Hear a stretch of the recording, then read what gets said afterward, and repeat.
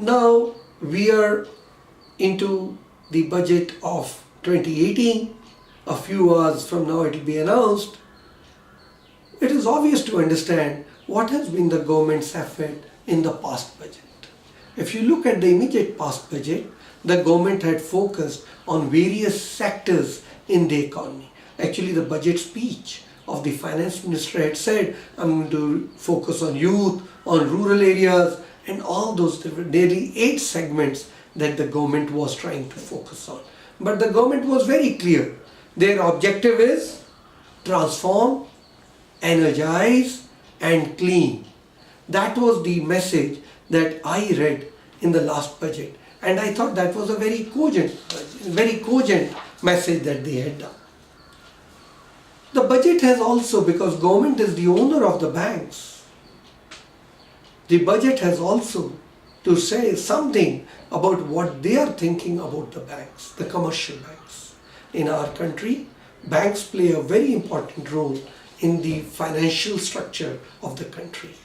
If you look at financial assets, nearly 130% of GDP, banks and financial sector, commercial banks, they account for 80%, play a very important role.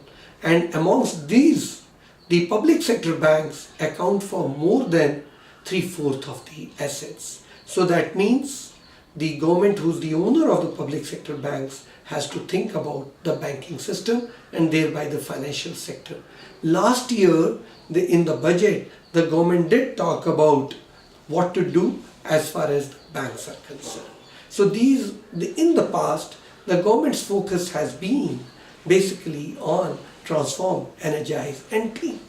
Now, I think the last year's budget was the first of its kind, and certainly the first, I think, in the post-independence era, when the finance minister on the floor of the house mentioned that India is basically a non-tax paying society.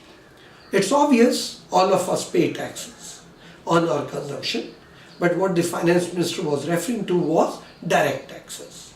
Do we pay income tax? Do we pay corporation tax? And therein, the finance ministers had given the data, very granular data, saying that hardly anybody pays tax in our country.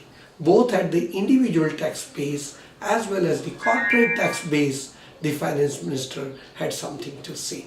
So when it comes to cleaning, it had already been said in the last year's budget. Also, please remember, for the first time, the finance minister also spoke about political funding. And he said, look, if we are looking for a corruption-free India, then political parties have also a role to play. And where do they get their resources? That's an important thing we need to think. And of course, he announced it in the budget. And a few months later, he also spoke how that political funding is going to really play out. What type of bonds are they going to issue? So this is what the past has been. My own reading of the government's past budgets has been the focus is at the correct place. They want to look at rural areas where more than 60% of India lives. They want to look at the youth because all the startup, the stand-up, the Mudra Bank all looks at that. They are looking at the youth because nearly 66% of the country in our country is less than 34 years. So youth are playing a very prominent role. If you look at the employment statistics for the young and the youth, some figures show, some surveys have shown that nearly 25% of our youth is unemployed. Even if you look at official statistics, which is released by the government, youth unemployment is higher than the normal unemployment. So the government is right in focusing on the rural areas as on the youth, as well as on the banking. That is where the thrust has been in the past.